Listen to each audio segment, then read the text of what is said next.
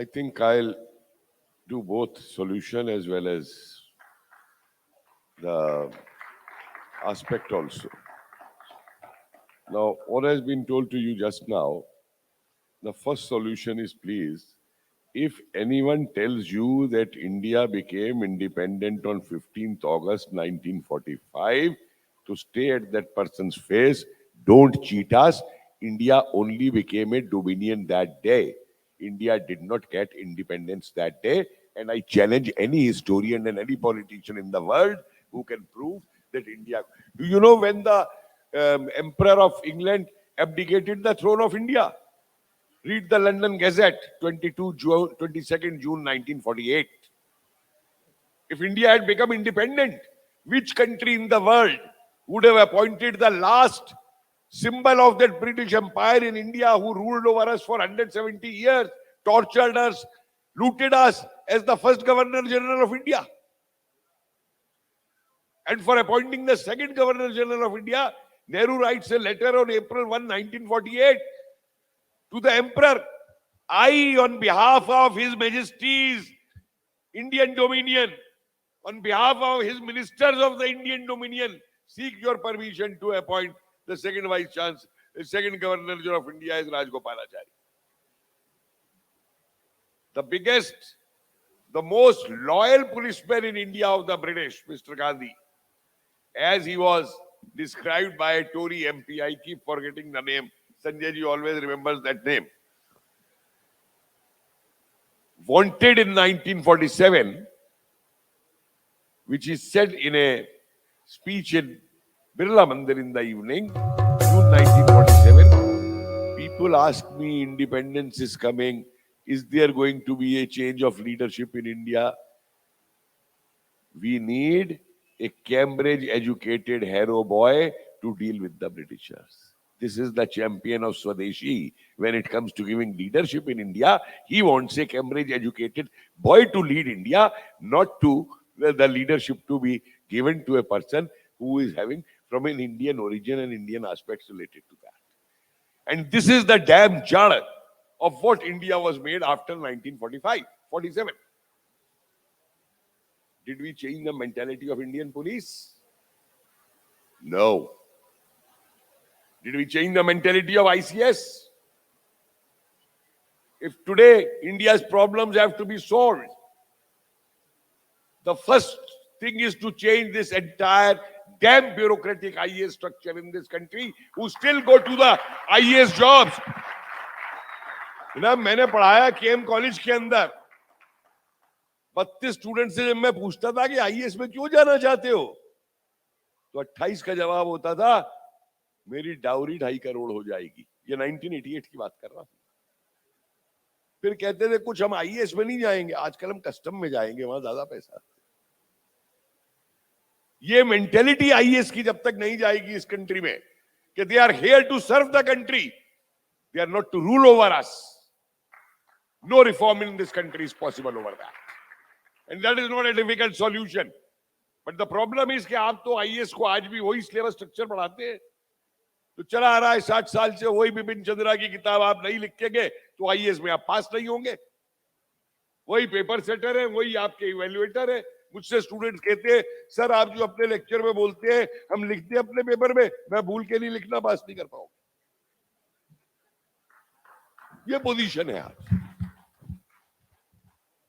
Netaji Subhash Chandra Bose was not a fool who made the Azad Hind Dal. How many of you have heard of Azad Hind Dal? I am talking. I'm not talking of Azad Hind Fauj. He created a parallel bureaucracy. 2 training colleges, one in Singapore, one in Rangoon. And a condition with the Japanese was, before moving into Arakan sector, that first thing, all areas that will be liberated from the British, no Japanese flag will be flown there. Sir, just a request. आप please Hindi में बोल सकते हैं? क्या चीज? Can you please speak in Hindi? हाँ बिल्कुल, मैं तो आप लोगों ने इंग्लिश में शुरू कर दिया, नहीं हिंदी में। उन्होंने पहली शर्त ये लगाई कि जितने इलाकों को अंग्रेजों से आजाद कराया जाएगा वहां पे सिर्फ हिंदुस्तानी झंडा लगेगा, जापान का झंडा नहीं लगेगा। क्या किसी किताब में पढ़ाया गया ये कहा गया कि वो तो तोजो का एजेंट था? क्या किसी किताब में ये पढ़ाया गया कि दूसरी शर्त ये थी कि जितने इलाकों को आजाद किया जाएगा उनकी हुकूमत जापानियों के हाथ में नहीं होगी, उनकी हुकूमत आजाद हिंद दल के लोगों में? वो आजाद हिंद दल के लोग आए इम्फाल तक, मणिपुर तक, कितने मरे उनमें से बेचारे, उनमें से किसी का आप नाम भी आपने कभी किताब के अंदर पढ़ा? आज भी आप किताबों में पढ़ते हैं पहली वर्ल्ड वॉर में उसको आयरन क्रॉस मिला, दूसरे वर्ल्ड वॉर में उसको विक्टोरिया क्रॉस मिला। 91 लोगों को मेरी रिसर्च में मैंने दिखाया नेताजी ने तगमाए बहादुरी, तगमाए हिंद, तगमाए शत्रुनाश ये सब दिए थे। एक का नाम मुझे बता दीजिए, कोई हिंदुस्तानी जानता हो जिसको ये दिया गया? क्योंकि वो नहीं पढ़ाया था। माफ कीजिए, मेरी सन 42 को लेकर के थोड़ी दूसरी अवधारणा। ये कहना कि 42 का मूवमेंट फेल हो गया था, मैं फेल नहीं मानूंगा। हाँ, कांग्रेसियों के लिए फेल हो गया था, क्योंकि कांग्रेसी तो उस समय चर्चिल को ब्लैकमेल करना चाहते थे कि भाई हम ये कह रहे हैं, हम ये मूवमेंट छेड़ देंगे, बदले में हमें डोमिनियन स्टेटस दे दो।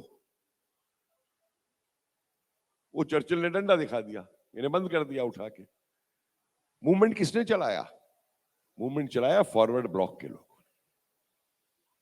मूवमेंट चलाया जुगांतर, अनुशीलन और अनुभव के क्रांतिकारियों ने। मूवमेंट चलाया सोशलिस्ट पार्टी के लोगों ने। मत भूलिए कि 17 में 1946 तक पैरेलल गवर्नमेंट चली है। उमा मेहता ने ऑल इंडिया रेडियो चलाया है। जयप्रकाश नारायण भाग के नेपाल तक गए हैं। कितने लोगों को मालूम है कि जयप्रकाश नारायण मणिपुर तक गए थे इस उम्मीद से कि नेताजी से मिल सके जाकर के वहां पे? हाँ, इन्होंने सबसे पहले बाहर आते ही कंडेम किया 42 के मूवमेंट को। आपको 2 कोट और दे देता हूं मैं। फिकी का एक रेजोल्यूशन है 1944 का, which says गांधी की वो डिमांड कर रहे हैं कि गांधी को छोड़ दिया जाए, और फिर वो आगे लिख रहे हैं उस रेजोल्यूशन में, why we are demanding Gandhi's release is not because of Indian nationalism but because of the long-term interests of British in this country. It is Gandhi alone who can check attacks on government property, and if these attacks are not checked, very soon there will be attacks on private property also. 1943 का पुरुषोत्तम दास ठाकुर का एक letter है viceroy के नाम पे। उस letter में लिखता है कि सेना को लेकर के टैंकों और तोपों के साथ गांव-गांव में परेड कराओ, जिससे हिंदुस्तानियों को ये पता चल जाए कि अंग्रेज अभी भी हिंदुस्तान में मौजूद है, छोड़ के गए नहीं है। और 42 का सक्सेसफुल मैं इसलिए कहूंगा, ऑखिनले का आप लेटर पढ़िए, वेवल को लिखा हुआ। रोना इस बात पे आता है कि सन 76 में जब ये वॉल्यूम पब्लिश हो गए थे ट्रांसफर ऑफ पावर के, सन 76 से रिकॉर्ड हमारे सामने पड़े थे, लेकिन हमारे किसी इतिहासकार को, क्योंकि सरकारी पिट्ठू बने हुए थे, ये नहीं करना था कि इनको एक लाइन उठा के देख सके। ऑखिनले लिखता है, an 1857 type situation has emerged, and if we have to stay in India, we will have to reconquer India, and for this I will need 1 lakh European soldiers. उसके बाद में इतनी मोटी फाइल है आर्काइव्स के अंदर कि वो 1 लाख यूरोपियन सोल्जर हिंदुस्तान में कैसे रखे जाएंगे। और वेवल का उसके ऊपर ये लेटर है फिर घर पे 31 दिसंबर 1945 को लिखा हुआ। जरा समझ लीजिए, 31 दिसंबर को, ये लोग तो अपना नया साल बनाने में लगे होते हैं ना। 31 दिसंबर 1945 को चिट्ठी लिखता है, we must compromise and come to an agreement, otherwise there will be a movement much more stronger than 1942 which we would be unable to compromise, unable to deal with. और सारी चिंता क्या है सर? ये अंग्रेज नहीं भागे 2 साल पहले छोड़ करके, ये तो इन्होंने हाथ जोड़ के उनसे कहा कि तुम जल्दी से हमें पावर दे जाओ। एटली के जो मिनट्स हैं मई 47 की मीटिंग के, जब मैंने निकाल के इन लोगों के मुंह पे फेंके तो कोई मुझे जवाब नहीं दे पाया। उसमें लिखा है, मिनिटेड है, now the Congress leaders are saying that independence for India can wait for 2-3 years, provided a dominion status is given and the transfer of power takes place immediately. This has made our task easy. Now we can have a Hindu dominion and a Muslim dominion. मुझे कोई leader जवाब दे दे, कांग्रेस ने क्यों लिखा ये, क्यों भेजा? और जो जिस बात पे आप लोग आए, असली डर यही था, बोस बोस बोस। क्योंकि टाइम कम है आज, नहीं तो फिर ये टॉपिक्स ऐसे हैं जिनमें अपनी यूट्यूब पे काफी बोले हैं हम। देखिए, आईएनए जो बनी है कोई नई चीज नहीं थी, ये 1857 का रेपिटेशन था कि वहां से जो चीज उठाई गई कि अंग्रेजी सेना में जो भारतीय मौजूद हैं उन्हीं से अंग्रेजों को गोली तलना, जो गदर पार्टी ने किया। आप कितनी इतिहास की किताबों में आप पढ़ते हैं कि 1915 के अंदर सिंगापुर को 4 दिन तक जीत लिया था अंग्रेज हिंदुस्तान की फौजों ने। सिख रेजिमेंट ने वहां पे, पंजाब रेजिमेंट ने पूरा रिवोल्ट करके 4 दिन तक अंग्रेजों को मारा वहां पे और 4 दिन तक सिंगापुर पे राज किया। और वहां पे फिर जो मैसेकर हुआ जिसमें 60 से ऊपर लोगों को गोली मारी गई और कितनों को उस समय देश निकाला और क्या क्या दिया गया, वो नहीं आएगा किसी किताब में। और बोस 39 से ही M39 नाम का ऑर्गेनाइजेशन बनाया है जो लगातार रेवोल्यूशनरी एक्टिविटी में रहे। खैर ये सब छोड़िए, मैं सब 2 मिनट और लूंगा क्योंकि मैं ये जो जिसे कहिए अब हम आजाद हैं, ये अमृत महोत्सव में मुझसे पूछा गया कि हम बेकार मना रहे हैं। मैं कहा मैं होता तो मैं सुझाव देता, आप ये कहते कि हम भारत छोड़ने के 75 साल अंग्रेजों के मना रहे हैं, ना कि भारत की आजादी के। तो बोले आजादी क्या होनी चाहिए? मैं कहा भाई कोई भी देश आजादी, देखिए अमेरिका आजादी किस दिन से मनाता है? 4 जुलाई से मनाता है। 4 जुलाई के दिन अमेरिका आजाद नहीं हुआ था, 4 जुलाई को उन्होंने डिक्लेरेशन की थी। वो जितने लुटेरे थे यूरोप के, उन लुटेरों ने अमेरिका को लूटा था, जाके नेटिव्स को मारा था वहां पे, जैसे बत्तख मारते हैं। किसी ने वहां गोल्ड माइन बना ली थी, किसी ने बैंक बना लिया था, किसी ने रेलवे बना ली थी।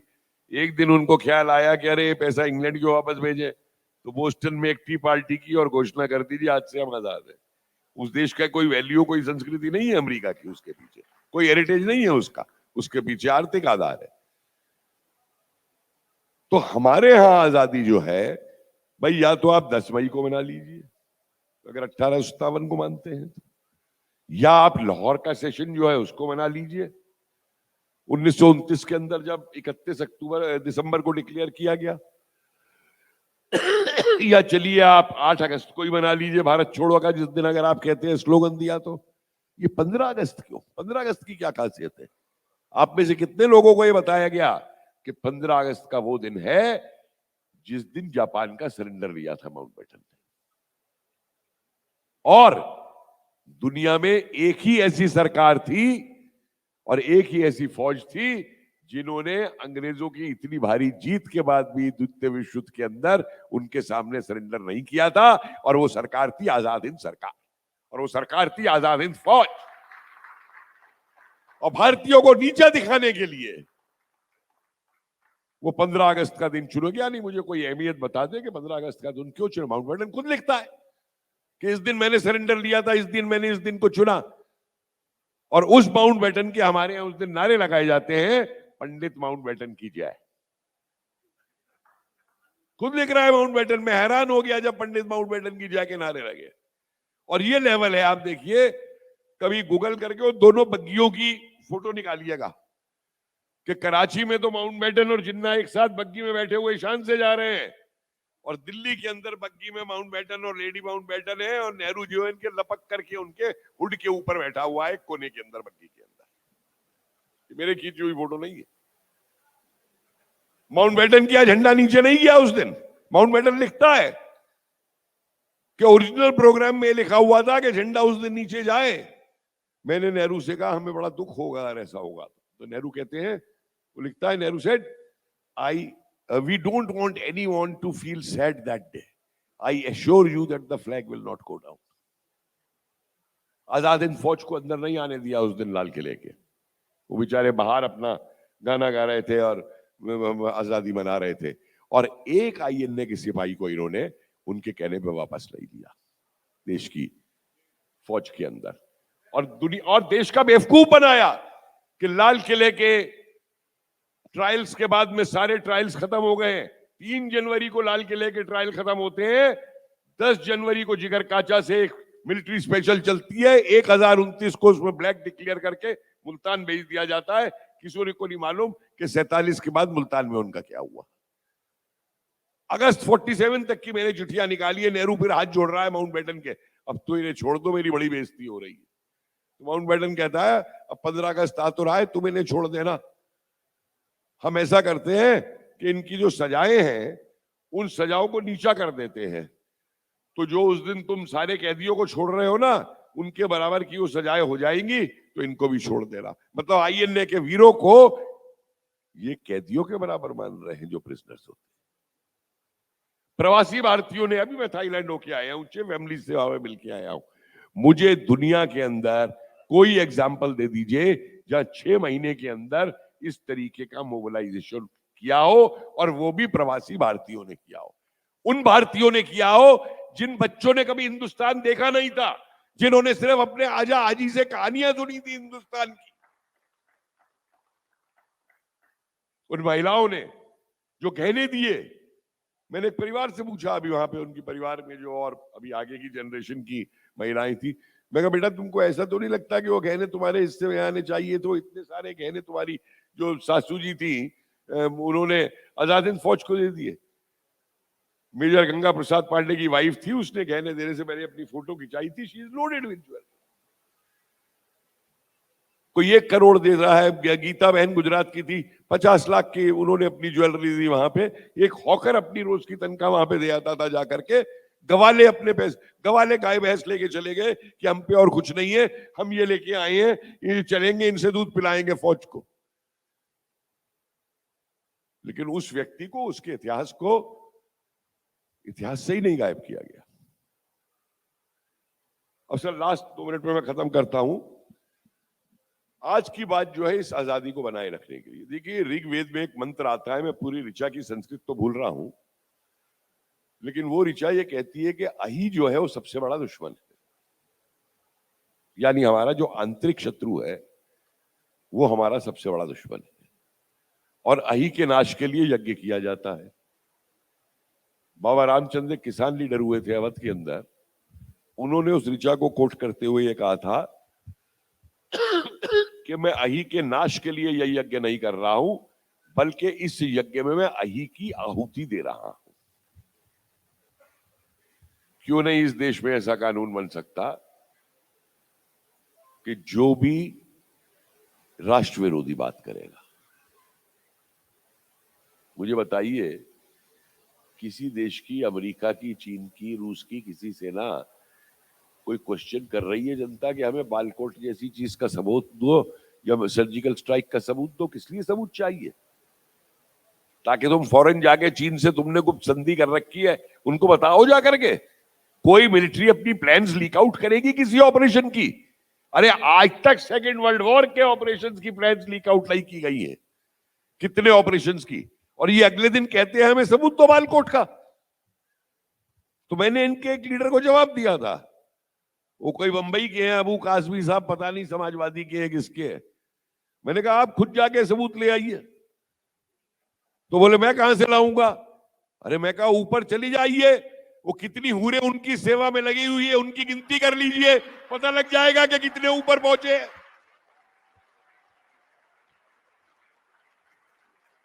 मोदी जी को क्यों कह रहे हो बार बार इस बात को बताने के लिए? देश में कानून बदलने की स्थिति है, और सबसे पहला कानून बदलिए जुडिशरी का, आईएएस के बाद में। इस जुडिशरी से, करप्ट जुडिशरी दुनिया के अंदर नहीं। और मत बोलिए, प्रोफेसर मक्खनलाल ने एक पूरा आर्टिकल लिखा था इस पे, जुडिशरी पे, जिसने इनका आईना दिखा दिया था कि वही 15-20 परिवार हैं जुडिशरी के जो पूरे हिंदुस्तान की जुडिशरी को कंट्रोल कर रहे हैं लगातार, बाप बेटा पोता वही चलते आ रहे हैं। तो उनको एक फोन आया कि आपने क्या लिख दिया, आप पे तो सुप्रीम कोर्ट की वो क्या बोलते हैं, परजूरी क्या बोलते हैं, कंटेम्प्ट का वो आप पे चार्ज लगेगा। तो उन्होंने जवाब दिया कि भाई मैं तो उसका इंतजार कर रहा हूं, जल्दी करवाइए। तो 5 दिन बाद वो आता है अरे you are very lucky, they have withdrawn, they will not do that. उन्होंने कहा तुमने तो मेरा सारा वही बर्बाद दिया। आज मैं चैलेंज करता हूं, मैं जो कह रहा हूं कि सुप्रीम कोर्ट से लेकर जुडिशरी करप्ट है, मुझे बुलाए सुप्रीम कोर्ट और कहे कंटेम्प्ट ऑफ कोर्ट मेरे ऊपर लगाए। मैं चाहता हूं मुझ पे कंटेम्प्ट ऑफ कोर्ट लगाए, जो एक एक सुप्रीम जज और इनके जो कारनामे, इनका नक्शा मैं बाहर कर सकूं। आप लोग, ये दूसरा उपाय है। आप लोग क्यों घबरा जाते हैं सुप्रीम कोर्ट के खिलाफ बोलने से? क्या कोई जज अपने निजी विचार, जजमेंट भी नहीं देगा, लेकिन नूपुर शर्मा को लेकर के अपने निजी विचार व्यक्त करेगा? यह अधिकार उस जज को किसने दिया? कौन सा कॉन्स्टिट्यूशन ने दिया यह अधिकार हमारे देश के अंदर? तो अपनी जबान खोलिए। करेंगे, करे रहिए, फिर कोई चिंता नहीं। फिर मेरा एक निवेदन है, इतिहास से ही फिर बात को उठा रहा हूं। हम पे क्या नहीं था जब हम गुलाम हुए? हमारी अर्थव्यवस्था क्या थी? मंदिरों में हमारे सोना चढ़ता था, घर घर में चरखा चलता था। मैंने कहा था एक बार बड़ौदा में बोलते हुए, मैं कहा जब घर घर में चरखा चलता था गुलाम हुए थे, आज हमें चरखे की नहीं सुदर्शन चक्र की जरूरत है। हमने गलती क्या की जो आज भी कर रहे हैं? आप मंदिरों में सोना चढ़ाइए जाकर के। क्यों लूटे वो मंदिर? क्यों महमूद गजनवी और मोहम्मद गौरी ये सब बातें जो हम सुबह से सुन रहे हैं, क्यों वो आ सके? क्योंकि हम में एका नहीं थी। हम बड़े खुश होते थे उसका राज पिट जाएगा, मेरा तो बचा रहेगा। जैसे आज आदमी पिटते हैं मैं चीफ मिनिस्टर बन जाऊंगा, देश जाए बाढ़ में। और हमने सेना पे ध्यान नहीं दिया। मोदी जी ने एक बहुत अच्छा स्लोगन दिया था, उस पर भी लोगों ने पता नहीं क्रिटिसिज्म किया, जब उन्होंने कहा कि जो मंदिरों के अंदर सोना और चढ़ावा जाता है, इसमें से कुछ देश के लिए खर्च होना चाहिए। मुझे दुनिया का एक राष्ट्र बता दीजिए जिसने दुनिया के अंदर जो शक्ति बना हो, आर्थिक शक्ति बना हो, बिना अपने डिफेंस को बनाए हुए। तो कुछ स्कैंडिनेवियन कंट्रीज को छोड़ दीजिए, छोटी छोटी को, क्या अमेरिका, चाइना, रशिया, या आज भी जो हम खड़े होके बोल रहे हैं, अगर हम अपना डिफेंस में इतना स्ट्रांग वो नहीं कर पाते होते आज, तो आज हमारा विदेश मंत्री अमेरिका के मुंह पे थप्पड़ मार के नहीं आता रूस से डील को लेकर। आज विदेशों में रहने वाला भारतीय जानता है कि आज भारतीय को किस निगाह से बाहर देखा जाता है और 10 साल पहले भारतीयों को किस निगाह से बाहर देखा जाता। और एक चीज और मैं बताऊं आपको, अगर आप समझते हैं कि आज मंदिर में घंटी बजाने से और पूजा करने से हिंदू धर्म बच जाएगा, तो don't live in A fools paradise. Sir, आपको Please क्या conclude. एक राउंड और देंगे आप अभी या खत्म? we'll try for one more later. मुझे